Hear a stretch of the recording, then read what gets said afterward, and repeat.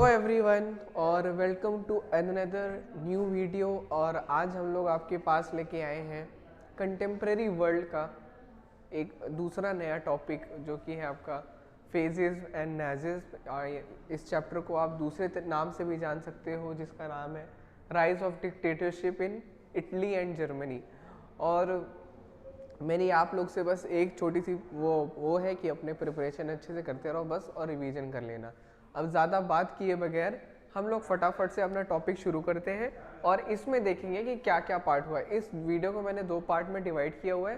पहले पार्ट में हम लोग फेजेस वगैरह पढ़ेंगे और इटली में क्या डिक्टेटरशिप, कैसे म्यूसोलिनी आए, ये सब देखेंगे। और दूसरे पार्ट में हिटलर वाला आपका पार्ट देखेंगे कि जर्मनी में कैसे नाजिज और हिटलर ने अप्रोच किया और वहाँ पे कैसे लोगों को मनाया और उसके बाद वहाँ पे अपनी डिक्टेटरशिप लाई। और तो उसी अलग अगली दूसरी वीडियो में ही छोटा सा एक पार्ट हम लोग ले लेंगे आपका सिमिलैरिटी या आइडियोलॉजी बिटवीन फेजेस एंड नाजिज, उसके बारे में थोड़ा सा देखेंगे।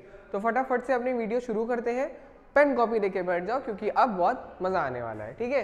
तो देखो सबसे पहले देखेंगे फेजेस में क्या कॉस्ट। देखो फेजेस मतलब होता है कि पूरे कंट्री की पावर एक आदमी के, मतलब 1 लीडर 1 रूल का पॉलिसी रहती है। 1 लीडर 1 रूल मतलब एक राजा जैसी डिक्टेटरशिप, मतलब राजा जैसा बिल्कुल उसको बनाया जाएगा। लेकिन वो ऐसा राजा जैसा तो बना रहेगा, एक ग्रेट पॉलिटिकल लीडर बना रहेगा, लेकिन वो कॉमन पीपल की भी बात सुनेगा अच्छे से, ठीक है। वही देखेंगे। अब हम देखेंगे फटाफट इटली में किस वजह से फेजेस में एक रूप ले लिया, क्या वहाँ पे क्यों किस वजह से हमें डिक्टेटरशिप की जरूरत पड़ गई थी, ठीक है। देखो फटाफट से पहला पॉइंट देखते हैं, डिसकंटेनमेंट ऑफ ट्रीटी। जो ट्रीटी ऑफ वर्साइल्स था वर्ल्ड वॉर 1 में रिजल्ट्स वाले पार्ट में, जो दूसरा पार्ट है उसमें बना हुआ है। आपको जाके अगर देखना है तो जाके देख सकते हो बिल्कुल। और जब उसको थोड़ा सा समझोगे तो फिर ये वाली कहानी भी आराम से समझ आने लगेगी। तो मैं इस पर ज़्यादा एम्फेसाइज नहीं करूँगा, आप जाके देखो फटाफट से, आप जाके चेकआउट करना, उसमें मिल जाएगा।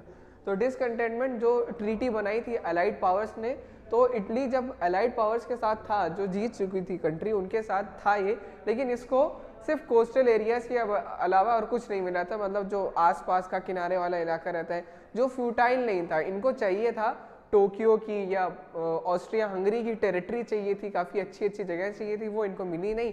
तो इससे इनको थोड़ी सी हर्टनेस और हार्शनेस, और मतलब ऐसा लगा कि हमने इतना सब कुछ किया और हमको बस यही मिला, ये ऐसा तो हमको नहीं मिलना चाहिए। तो इस बात का भी इनको एक बहुत बड़ा दुख और गुस्सा भी था।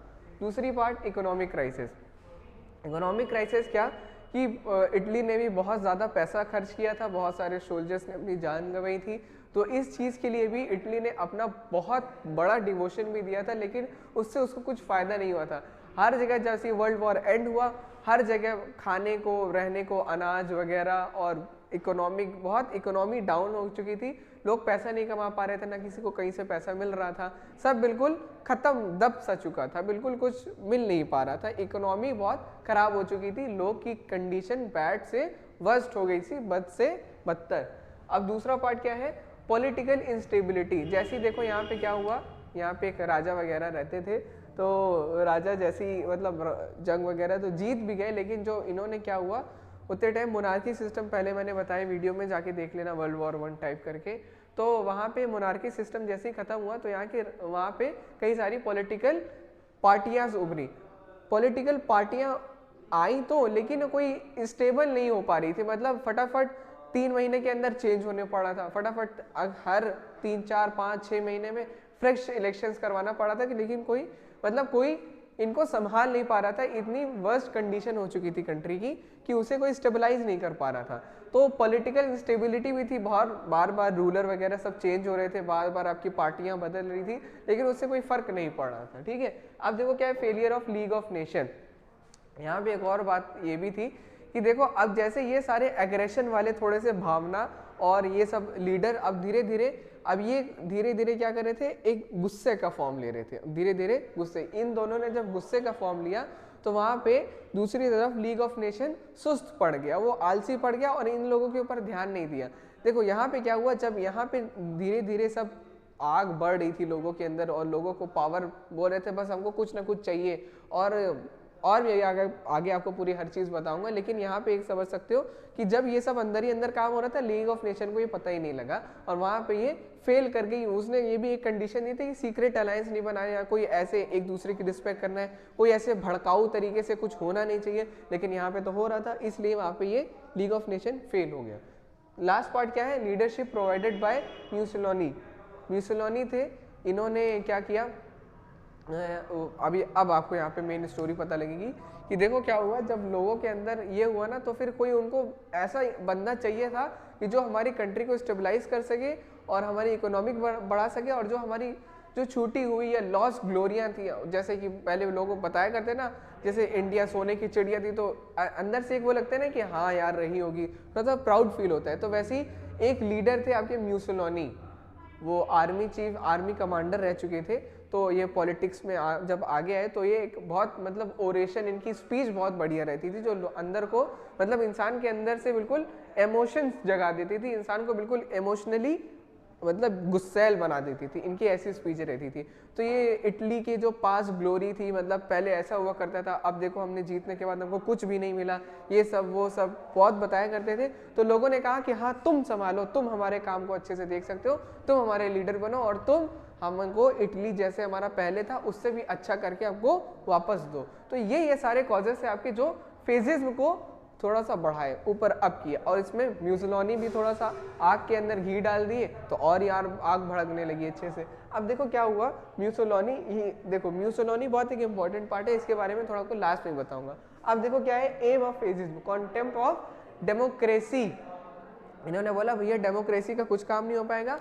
इन्होंने क्या किया, ये फटाफट गए, जब इलेक्शन हो रहे थे तो ये इनकी मतलब पार्टी एक बन गई थी, फेसिस्ट पार्टी बन गई थी। उसके अंदर बहुत सारे सोल्जर्स थे जो मतलब वहाँ पे क्या करते थे, जो भी पॉलिटिकल पार्टी आती थी या कोई भी इनके खिलाफ बोलता था तो उनको मार मार के हटा देते थे। तो एक दिन क्या हुआ 1914 या कुछ के अंदर, 1949 1938 वगैरह के अंदर ये रोम में गए, इटली में रोम कैपिटल था, वहाँ पे जब गए इन्होंने अपनी पूरी पार्टी लेके सब, तो फिर वहाँ पे क्या हुआ, वो जो राजा साहब थे वहाँ के बड़े डर गए। उन्होंने म्यूसोलिनी को बोला भैया आओ आओ आओ और आप ये इटली का भैया अब आप लगाम संभालिए और इसके बाद जो कुछ होगा अब आपके हाथ में। तो वहीं से म्यूसोलिनी वहाँ के एक पॉलिटिकल लीडर बन गए और वहाँ पे आपकी डेमोक्रेसी खत्म हो गई, वहाँ पे आ गई डिक्टेटरशिप। ठीक है, अब दूसरा पार्ट क्या है, belief in one party rule. इन्होंने क्या किया, जैसे ये सत्ता में आए, सत्ता में बोल रहा हूँ, सत्ता में आए ये लोग, जैसी पावर में आए तो इन्होंने क्या किया, सारी पॉलिटिकल पार्टीज को बैन कर दिया कि एक बंदा ही रहेगा, बाकी और कोई नहीं रहेगा, कि हर 5 साल में कोई बदले, कोई नया लीडर आए। तो इनके सब वो होता है ना, कुछ चेंज रहते हैं दिमाग में, भाई हमारे दिमाग के अंदर कुछ और है, आपके कुछ और पॉलिटिकल बिलीफ है, तो फिर उसे माइंड में या उसकी इमेजिनेशन में क्रैश आते हैं। तो इन्होंने बोला ये सब काम ही खत्म, और एक पार्टी होगी, एक राजा होगा, बस उसी पे काम चलेगा, बस और कुछ नहीं। यहाँ के हम राजा या यहाँ के हम लीडर हैं, हम लोगों को भला चाहते हैं, अब कोई हमारे इसमें दखलंदाजी नहीं करेगा, बस हो गया, अब हमारी पार्टी बन गई, अब वो बनी रहेगी। ठीक है, देखो तीसरा पार्ट क्या है, belief in aggressive nationalism. Nationalism आपको चैप्टर में पहले बताया था, इंडिया में जो नेशनलिज्म था, नेशनलिज्म मतलब जो लोग एक नेशन के बारे में सोचते हैं। तो ये मतलब इनकी स्पीच वगैरह ऐसी रहती थी, बीच बीच में जो होता है नहीं, मतलब बड़े बड़े ग्राउंड में स्पीच देते हैं, अरे क्या बोल रहे हैं उसे, क्या बोलते हैं अब समझ तो, अरे होता नहीं रहता बीच बीच में, ये जो भी हो मुझे अभी याद नहीं आ रहा है। तो ऐसे बड़े बड़े खूब ग्रुप ऑफ पीपल रहता था, मतलब एक बहुत बड़े ग्राउंड में सब जमा रहते थे, तो वहाँ पे खूब अच्छी अच्छी स्पीच देते थे जो लोगों को अंदर से बिल्कुल खुश भी कर देता था और एक आग बढ़ा देता था कि हमको अपने देश के लिए कुछ ना कुछ करना है। तो एग्रेसिव नेशनलिज्म इनके दिमाग में आया कि हम बातचीत करके नहीं, हम लड़ भिड़ के लेंगे, हम गुस्से से ले लेंगे, हम तुमसे छीन लेंगे हर चीज़। ठीक है, अब देखो क्या है, promises with common people. Common people उतने टाइम बहुत ज़्यादा बेचारा परेशान था, आप पहले भी जान सकते हो, अमीर इंसान को कोई फर्क नहीं पड़ता, बेचारा हमेशा बहुत ज़्यादा जो सफ़र करता है वो होता है लोअर मिडिल क्लास पीपल और मिडिल क्लास पीपल। इनके पास जब ये सब इकोनॉमिक क्राइसिस आए तो लोगों को बहुत सारे धंधे खत्म हो गए, और बेचारे जो जॉब करने वाले थे या उनका कुछ भी छोटा मोटा बिजनेस रहा होगा या दुकान वुकान रही होगी, ये सब खत्म हो चुकी थी बिल्कुल, और लोग भूखे होते चले जा रहे थे, ना कुछ फसल उग रही थी ये सब, क्योंकि हर जगह तबाही मच चुकी थी। इस वजह से लोगों को कुछ काम में नहीं मिल पा रहा था, अनएम्प्लॉयमेंट बहुत ज़्यादा था, फूड शॉर्टेज काफ़ी सारी। तो म्यूसोलिनी आए, उन्होंने कहा कि हम सब कुछ देंगे तुम्हें, तुमको हमारे साथ देना होगा, हम तुम्हें सब देंगे, हम तुम्हें स्कूल बनाएंगे, हम तुम्हारे लिए हॉस्पिटल्स बनाएंगे, हम तुम्हें एग्रीकल्चर देंगे, हम तुम्हें एम्प्लॉयमेंट देंगे, हम सब तुम्हें देंगे, ठीक है। तो इन्होंने ऐसे ऐसे प्रॉमिस किए, तो लोगों को लगा कि हाँ, और इनके ऐसे नहीं रहते कि ऐसे बोल देते हैं हम तुम्हें ये भी देंगे, हम तुम्हें ये भी देंगे, उनकी बात में इतना पावर रहता था कि लोग अपने आप कन्विंस हो जाते थे, ठीक है। तीसरा पार्ट है fundamental right of common people, और जो कॉमन पीपल के जो राइट थे, कास्ट सिस्टम वहाँ पे बिल्कुल हटा दिया गया, और जो फंडामेंटल राइट थे, मतलब जो लोगों का, आम जनता का ह्यूमन राइट होता है, वो इन्होंने प्रॉमिस किया कि हम तुमको सब चीज़ दिलवाएंगे, तुम बस हमारा साथ दो, बस। ये यहाँ पे पार्ट हुई, और ये पूरी चीज़ कनेक्टेड थी म्यूसोलिनी से, जिन्होंने एक बहुत बड़ा पॉलिटिकल रोल या बहुत बड़ा आइडियल रोल निभाया था फेजेस को बढ़ाने के लिए, ठीक है। और अब देखो इसके अचीवमेंट्स अगर आपको बताऊं मैं, अचीवमेंट समझ सकते हो या फिर जो भी समझ लो, तो इन्होंने क्या किया, बहुत सारे स्कूल्स, प्राइम मिनिस्टर, अब वो तो आपको बता दिया, इन्होंने रोम में मार्च किया और जाके प्रेसिडेंटशिप या प्राइम मिनिस्टरशिप ले ली, और वहाँ पे इन्होंने जो जो लोगों से कहा उन्होंने किया भी। इन्होंने बहुत ज़्यादा इंडस्ट्रियलाइजेशन को बढ़ा दिया, और मतलब हर इंसान के ऊपर हर स्कूल्स में मतलब बेसिक मिलिट्री टैक्टिक्स कंपलसरी कर दी, मतलब इतनी चीज़ आपको आनी चाहिए। स्कूल्स बनाए, हॉस्पिटल्स बनाए, और एग्रीकल्चर, सबको बिल्कुल मतलब स्टेबलाइज कर दिया धीरे धीरे।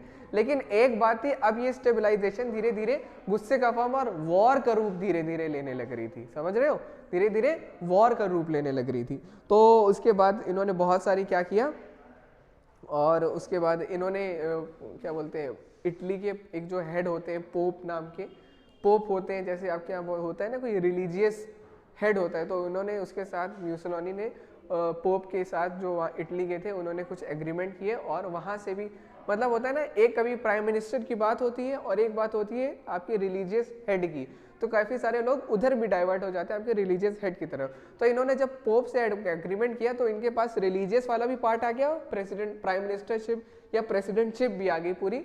तो उसके बाद इनको कोई रोकने वाला ही नहीं बचा, तो फिर इससे और ज़्यादा इनको ताकत मिलती गई। जो इन्होंने कहा वो भी हुआ, लेकिन उसके बाद एक टाइम आया जब 1939 और 1945 के बीच में, एक जब इटली हार गई, जब जर्मनी सब कोलैप्स होने लगी, तो इटली वहाँ से हट गई, और वहीं पे आपका फेजिज्म का एंड हो गया।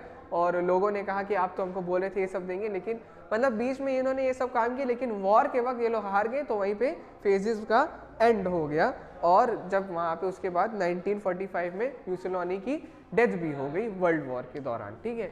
तो इस पार्ट में हमने देखा आपका फेजिज्म वाला पार्ट। नेक्स्ट पार्ट में हम लोग देखेंगे नाजिज्म वाला, और इसमें थोड़ी सी आइडियोलॉजी भी पढ़ेंगे। तो मिलते हैं नेक्स्ट वीडियो में, तब तक के लिए thank you and do your preparations well.